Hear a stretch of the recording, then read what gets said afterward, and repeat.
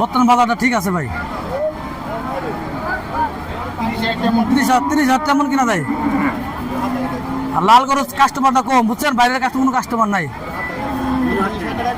জি জি 30,000 তেমন পাওয়া যায়, 30,000 তেমন কিনা যাচ্ছে বর্তমান বাজারে। 30,000 তেমন বর্তমান বাজারে কিনা যায়।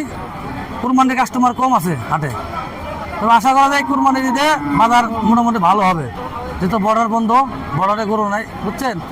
দেশে যে গরু আছে আল্লাহর মধ্যে গৃহস্থ 2 টাকা পাইব আশা করি সবাই। আমরা দূর দূরান্ত থেকে যে সমস্ত ব্যাপারীপত্র আসছে, বিশেষ করে নোয়াখালী, ঢাকা, নওগাঁ, দিনাজপুর, চিটাগাং, বরিশাল, এরা নিয়মিত আমাদের এখানে আসে এবং নতুন ব্যাপারীরাও আসছে। আমরা তাদের 100% নিরাপত্তার ব্যবস্থা করেছি। তাদের টাকা পয়সা থেকে শুরু করে থাকা খাওয়া থেকে শুরু করে সমস্ত ব্যবস্থা আমরা যারা হাট মালিকবৃন্দ আছি, কেনার পরে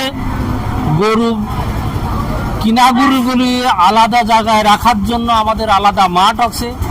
সেই মাঠে সেখানেও বান্ধার ব্যবস্থা করা আছে, গরুর সার্বিক ব্যবস্থা আমাদের আছে এবং আমাদের নিয়মিত মাইকিং করা হয়।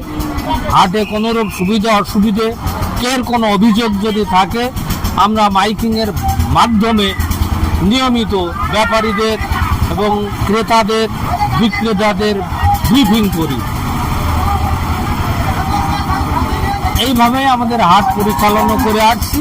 এটাই মোটামুটি আমাদের দেশে যে পরিচিতি, গরু দামই কয় না, কি করবো কম একটা ক্ষতির দাম টাম করলে এই সমস্ত গরুগুলো কি গরু দেখেন, এই গরুগুলো বেচতে পারছি না, কি করবো বলেন, এটা তো হয় না।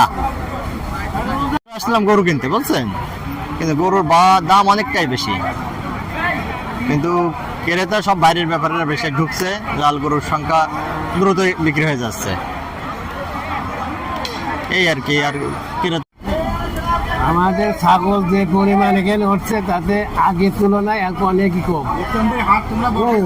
ছাগলের দাম এখন বেশি না যে মানুষ কিনছে না, ছাগলের দাম কমই আছে, কিন্তু আমরা এখন টেনশনে আছি যে ছাগল যে পরিমাণ উঠার দরকার উঠেনি বেশি,